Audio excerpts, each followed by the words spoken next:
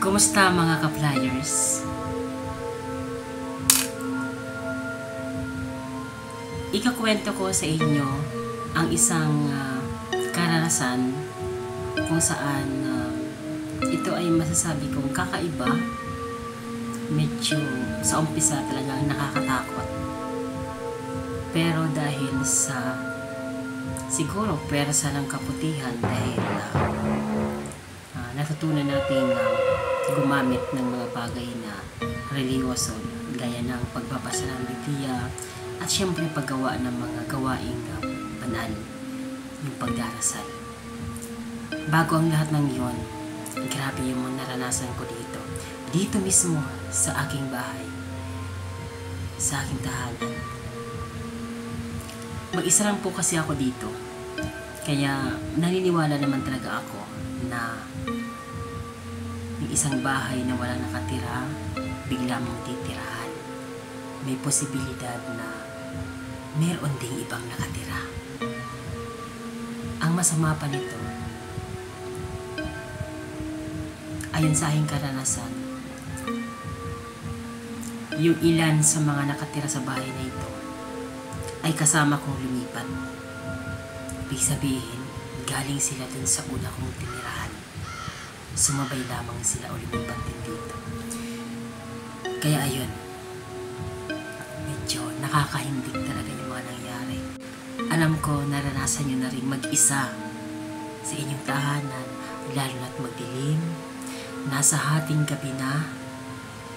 Lagi kong nararanasan yun. Yung hindi lang may kasama kang isa, kundi marami sila. Ganito yung mga nangyari.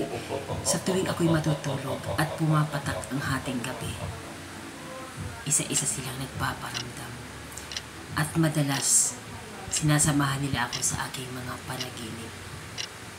Ang hirap isipin, mag-isa ka, tapos mayroong umaatake sa'yo na hindi mo naman nakikita. Although nararamdaman mo, sa ngayon nga kinikilabutan ako eh. Ilang beses ko na ito naranasan, hindi lang dito sa bahay na ito, pero mas malala dito.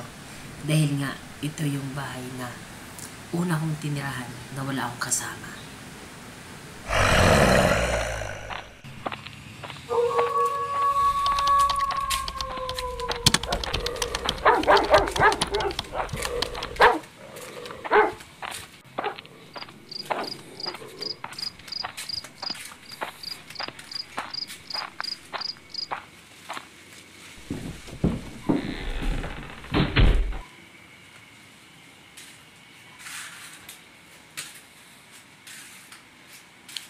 Bakit nakabukas?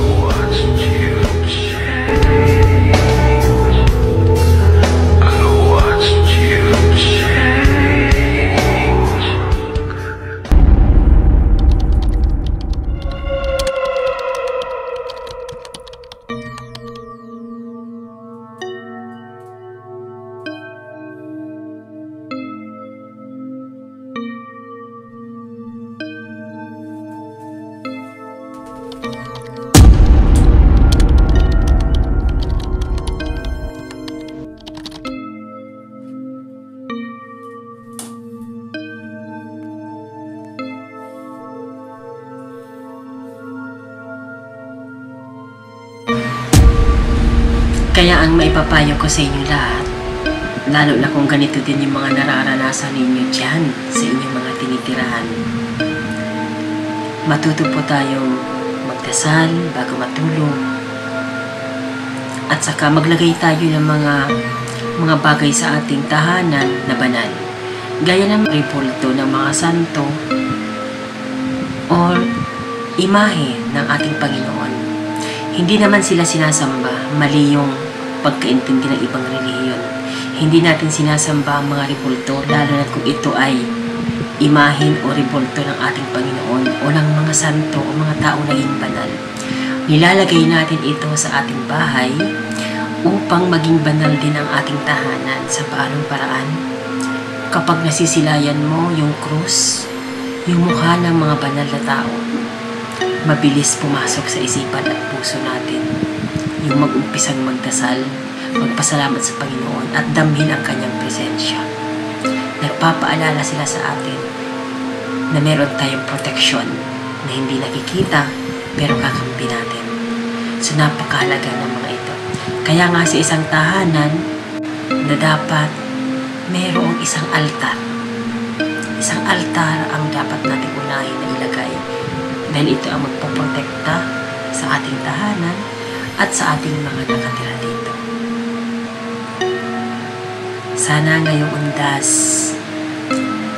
matuto tayo sa ating mga kamalian. Yung mga katatakutan na yan, totoo yan. Totoo yan. Totoo ang mga negative energies. Totoo yung mga nakakatakot na bagay sapagkat may fallen angels. Karamihan sa kanila ginagamit ang iba't ibang bagay para magparamdam sa atin upang tayo ay takutin. O kaya naman ang karamihan sa iba nagpapanggap na mabuti. Pero dadalhin tayo sa isang kasalanan. Kaya maging mapanuri. Kung hindi natin kayang suriin kung ito nga ba ay tama o hindi, kailangan tayong buhay mayaman sa pagdarasal. Yun lamang ating magiging sandalan. Muli, ang kwentong katatakutan ay hindi po gawa-gawa. Ito po ay totoo. Totoong totoo. Naranasan ko yan.